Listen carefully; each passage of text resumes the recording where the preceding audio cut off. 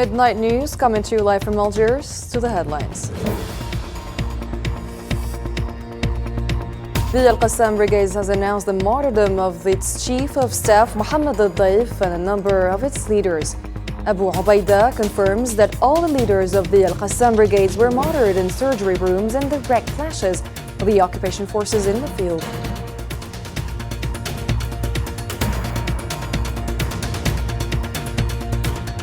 Coming up tonight, Hamas said that the massive welcome and reserve to the freed Palestinian prisoners is a clear message that the prisoners' cause is a red line. Hamas also emphasized that the Al-Aqsa flood united the Palestinians and brought back their cause to the international scene.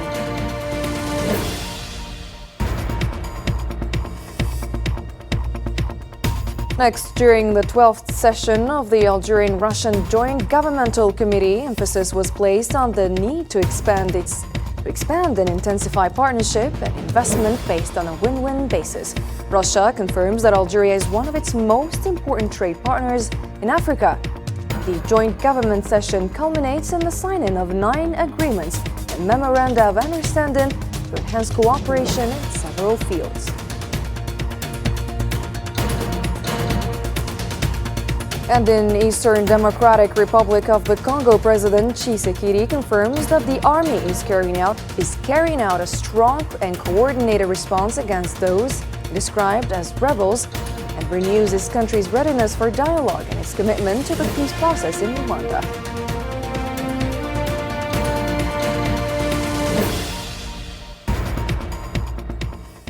Hello and welcome back to the programs. The spokesperson for the Al-Qassam Brigades, the military wing of the Islamic resistance movement Hamas, Abu Ubaida, has mourned the loss of the Chief of Staff of the Al-Qassam Brigades, Mohammed Daif, and his deputy, Marwan Isa.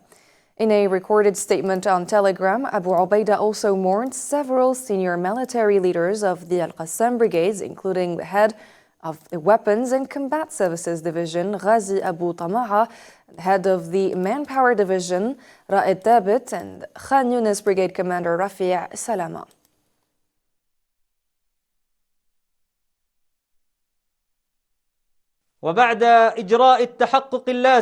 After conducting the necessary verification and taking all relevant measures, the Al-Qassam Brigades announces to our great people, to our nation, and to all supporters of freedom and resistance in the world, the martyrdom of a group of great fighters and heroic leaders from the members of the General Military Council of the Al-Qassam Brigades, the great martyr of the nation, Commander Mohammed al-Daif Abu Khalid, Chief of Staff of the Al-Qassam Brigades, and the great leader, the martyr Marwan Isa Abu al-Bara, Deputy Chief of Staff of the Al-Qassam Brigades. Abu Ubaida stated that the Al-Qassam Brigades leaders who were declared martyrs fell during the Al-Aqsa flood battle, whether in command operation rooms, in direct combat with the Israeli forces, or on the battlefield, or while overseeing and managing the course of the battle. All these great men who were advancing forward, never retreating, were martyred in the midst of the battle of the Al-Aqsa flood, in areas of honor, heroism, and giving, between command operations rooms, direct clashes with enemy forces in the field. And as you followed in our top stories, the Islamic resistance movement Hamas said that the massive welcome and reserve to the freed Palestinian prisoners by crowds of the Palestinian people, despite Israeli attempts to mistreat them and their families, sends a clear message to the occupier that the prisoners' cause is a red line. In the statement, Hamas added that what it described as Israeli terrorism would not deter the Palestinian people from continuing their struggle until all prisoners are freed and the land and holy sites are reclaimed.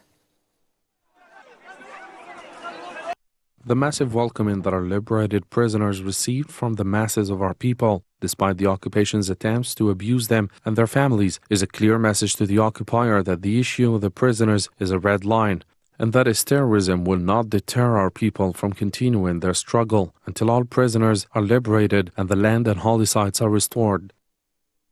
And Hamas leader Hussam Badran affirmed that the Al-Aqsa flood operation achieved significant objectives, including bringing the Palestinian cause back to the forefront of international attention and thwarting Israel's displacement plans. The Hamas leader also stated that the Al-Aqsa flood battle and the heavy human and material losses it caused marked a pivotal turning point in the history of the conflict with Israel.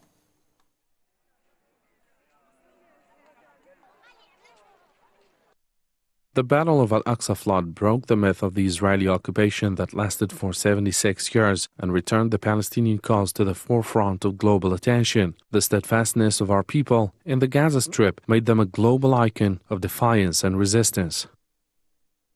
The Palestinian Ministry of Health in Gaza reported that more than 43 martyrs had arrived at hospitals in the Gaza Strip in the past 24 hours. In a statement on Thursday, the ministry added that among the martyrs, 42 were recovered from under the rubble, while one person succumbed to their injuries. Additionally, 9 people sustained varying degrees of injuries.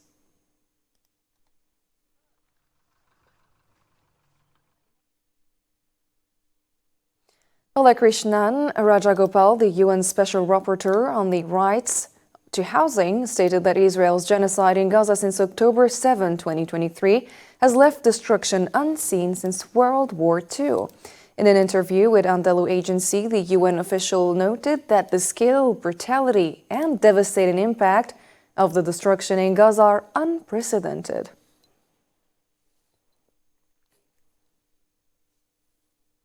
The United Nations Mine Action Service in the occupied Palestinian territories has warned of the dangers posed by remnants of weapons, rubble, explosives, and ordnance on civilian health and the environment due to the Israeli war on Gaza. According to a Palestinian news agency, UNRWA's director in the Palestinian territories, Luke Irving, stated during a press conference in New York that over the past 15 months, the agency has encountered various explosive remnants, including aerial, bombs, rockets, and ordnance that have led to Palestinian casualties. Initial reports document 92 victims since October 2023. Over the past 14 months, our teams have encountered a range of explosive ordnance, including aerial bombs, mortars, rockets, projectiles, grenades, and improvised explosive devices. These have killed and injured civilians in Gaza, and they have risked preventing humanitarian activities from taking place safely. Preliminary data collected through reports by individuals to our online public information system shows that at least 92 people have been killed or injured from explosive ordnance since October 23. Since the ceasefire came into effect, people have started returning to their homes, and humanitarian personnel can reach areas which have previously been inaccessible. 10 Palestinians were killed and others wounded last night in a massacre carried out by Israeli forces in the town of Tamun in the Tubas district in the northern occupied West Bank. It's worth recalling that the Israeli massacre coincides with escalating aggression in the northern West Bank, which began in Jenin before expanding to include Tulkarem.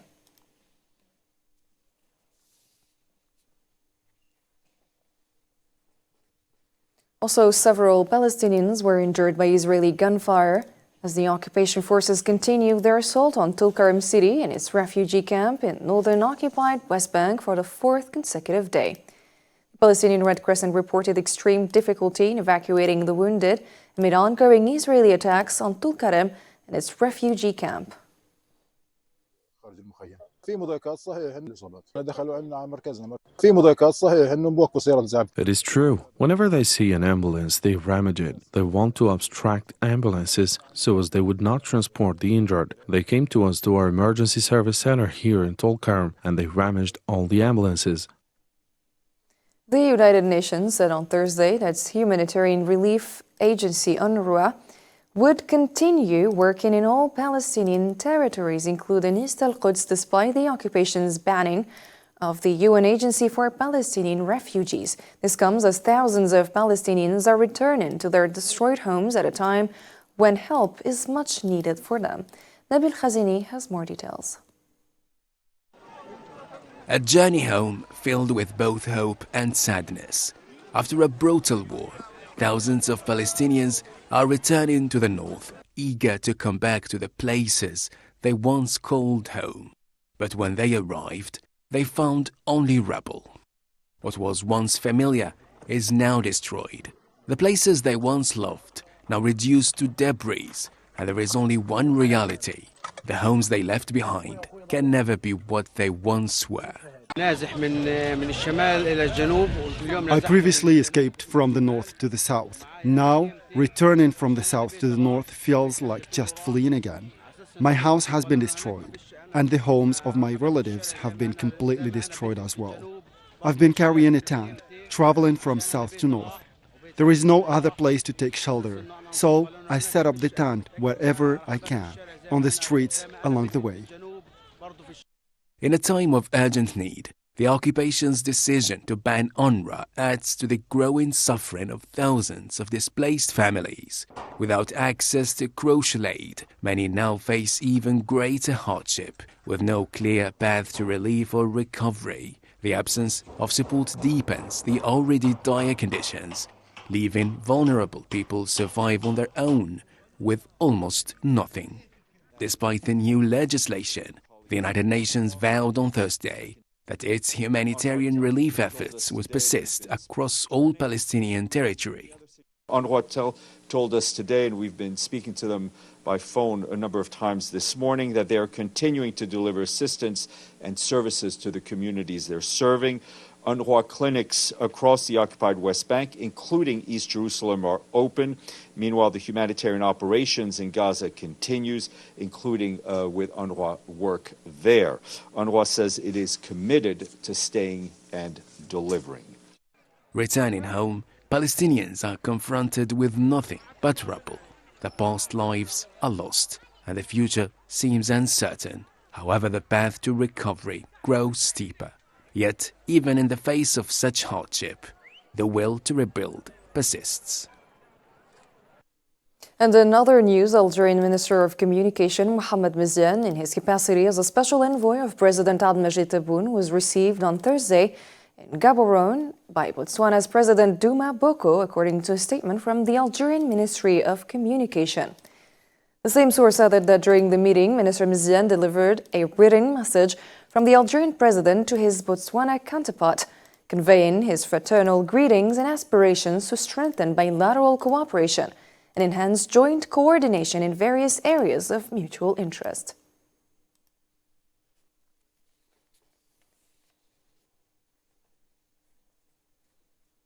And Algerian Minister of Agriculture, Rural Development and Fisheries, Youssef Shorfa, and Russian Deputy Prime Minister Dmitry Patrushev co-chaired the 12th session of the Algerian-Russian Joint Governmental Committee for Economic, Trade, Scientific and Technical Cooperation on Thursday.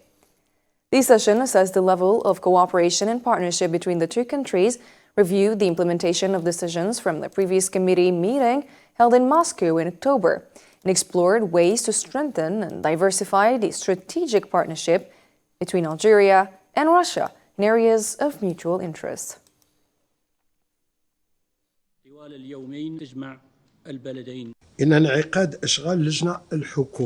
The regular and alternating holding of the Algerian-Russian Intergovernmental Committee on Economic, Trade, Scientific and Technical Cooperation in Algiers and Moscow is clear evidence to the commitment of our country's leaderships to advancing bilateral relations across various fields. This contributes to strengthening and diversifying Algerian-Russian cooperation and further developing our multifaceted strategic partnership. Algeria grants special importance to enhancing high-level political dialogue and economic cooperation with the Russian Federation. This commitment was reaffirmed by the signing of the Comprehensive Strategic Partnership Declaration in Moscow on June 15, 2023.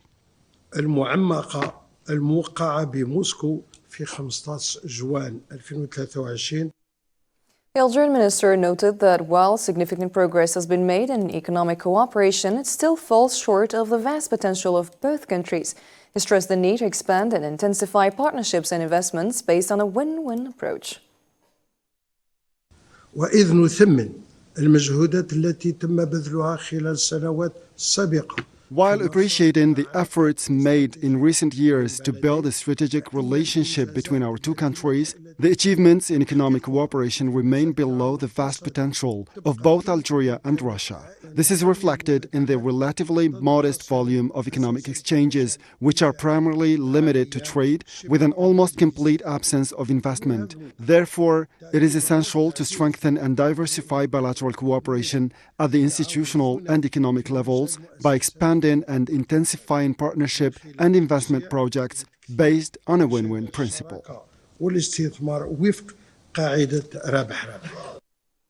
Minister Sharfa further pointed out the opportunities offered by Algeria's economic recovery program initiated in 2020 and the new legal framework designed to regulate economic activities.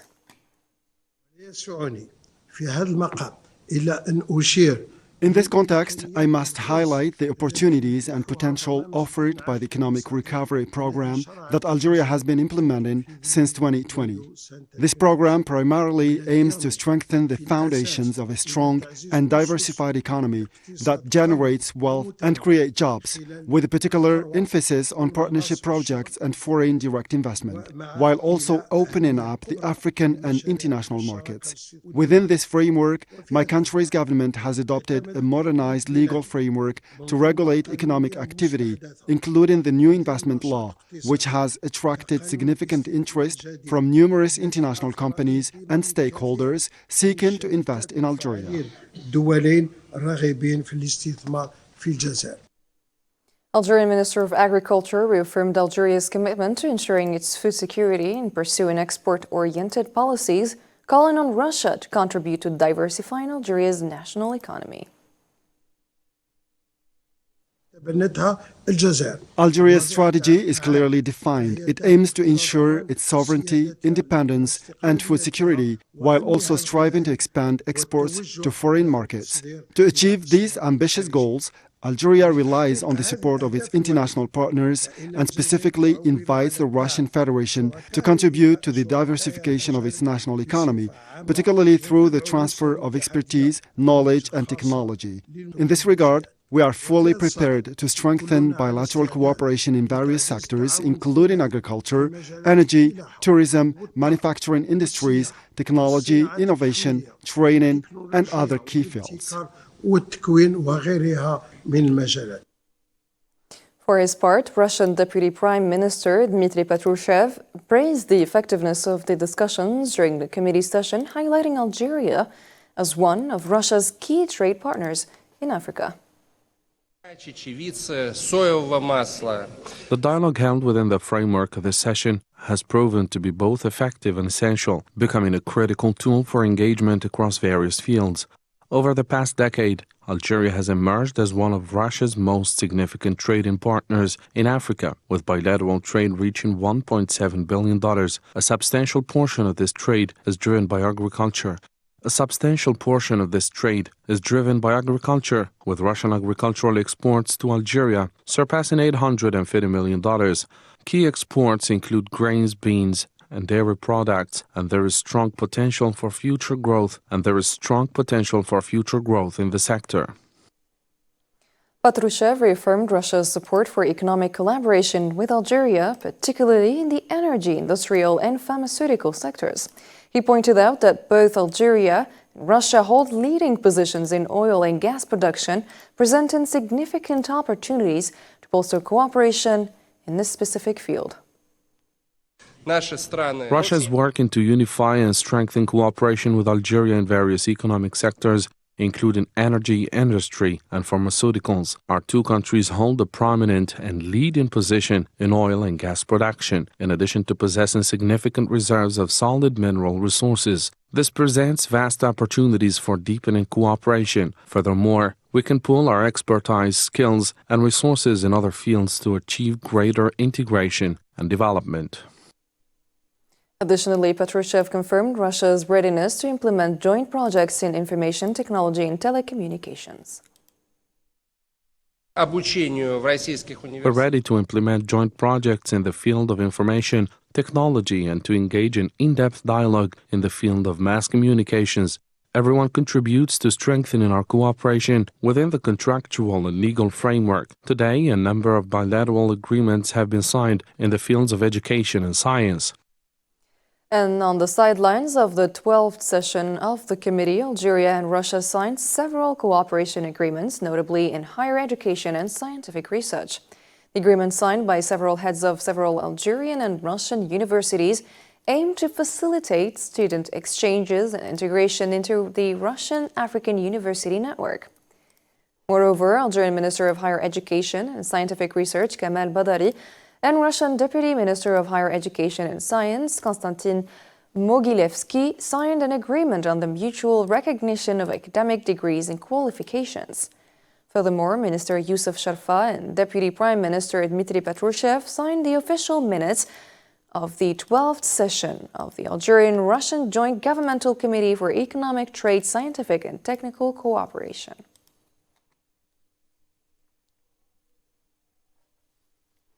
Algeria's Sonatrach has signed a memorandum of understanding with the Mauritanian Hydrocarbons Company to enhance the oil sector in Mauritania through exploration activities, partnerships, and the development of key infrastructure in the field. Hossein Barkan has more. Towards Mauritania, the Algerian oil and gas giant Sonatrach is now directing its efforts, embodying the shared desire of both nations to strengthen energy cooperation. This move reaffirms Sonatrach's ongoing commitment to developing the petroleum industry in Africa. With its long-standing expertise in the hydrocarbon sector, Sonatrach has been and continues to be a regional and international reference. Today, Sonatrach marks its strong return to the Mauritanian oil sector by signing a memorandum of understanding with the Mauritanian Hydrocarbons Company. This agreement paves the way for Sonatrach's renewed presence in Mauritania, where both companies will collaborate to develop oil and gas discoveries and find optimal solutions for their exploitation. The partnership also aims to establish a joint venture for fuel distribution and marketing within Mauritania. Additionally, Sonatrach will leverage its training institutes in Algeria to build the technical capacity of Mauritanian hydrocarbons professionals. With deep-rooted historical ties between Algeria and Mauritania, this strategic agreement between Sonatrach and its Mauritanian counterpart seeks to expand cooperation and enhance mutual benefits for both nations. The MOU, known as the Protocol Accord, is a crucial step that will allow the Mauritanian Hydrocarbons Company to benefit from Sonatrach's expertise in extraction, refining, and training. Both sides are eager to implement this agreement soon. Setting the stage for a broader strategic partnership that underscores Sonatrach's role as a key player in the energy industry and its commitment to sustainable development in Africa. In the same context, Algerian Minister of Energy and Mines Mohamed Arqab reaffirmed his country's commitment to enhancing energy relations with Mauritania, in line with both nations' aspirations for economic integration and mutual interests, according to a statement from the Algerian Ministry of Energy. The statement added that during his meeting on Thursday with Ismail Abdel Fattah, Director General of the Mauritanian Hydrocarbon Company, Arqab emphasized or expressed Algeria's readiness through Sonatrach to share expertise and support its Mauritanian counterpart. This includes training, technology transfer, and advancing Mauritania's oil and gas industry.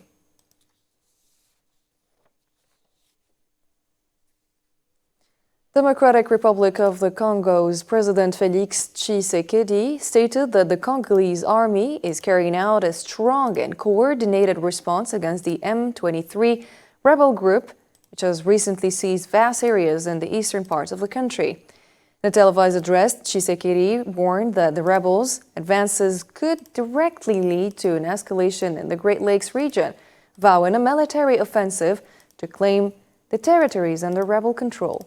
On Wednesday, M23 rebels announced they had taken control of additional towns in eastern Congo, surpassing the key city of Goma in an attempt to expand their influence in the region.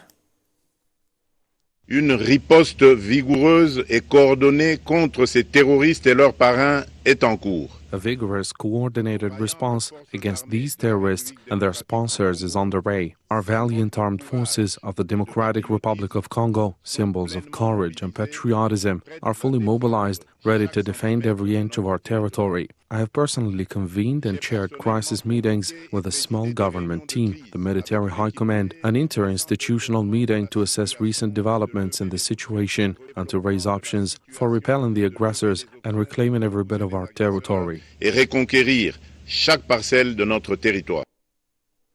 President Tshisekedi reaffirmed his country's willingness for dialogue and commitment to the Luanda peace process, while stressing the defense of the DRC's sovereignty and territorial integrity. Nous avons engagé d'importantes démarches diplomatiques. We have taken important diplomatic steps, notably with the United Nations Security Council, as well as within the Luanda peace process, to which we remain fully committed despite the obstacles. We favor the path of dialogue, but always with lucidity, while remaining firmly resolved to defend our territory and our sovereignty by any means necessary. Par tous les moyens nécessaires. And a passenger plane operated by American Airlines crashed into the Potomac River in Washington, D.C. after a mid-air collision with a military helicopter near Reagan National Airport. A source at American Airlines stated that the aircraft, which departed from Kansas, was carrying approximately 60 passengers at the time of the crash. Meanwhile, a U.S. military official confirmed that the incident involved a Black Hawk military helicopter. Senator Ted Cruz reported that there were casualties following the collision between the PSA Airlines-operated aircraft and the helicopter as it approached Ronald Reagan National Airport. And that's a wrap-up for tonight's program. Thanks for watching. Bye-bye.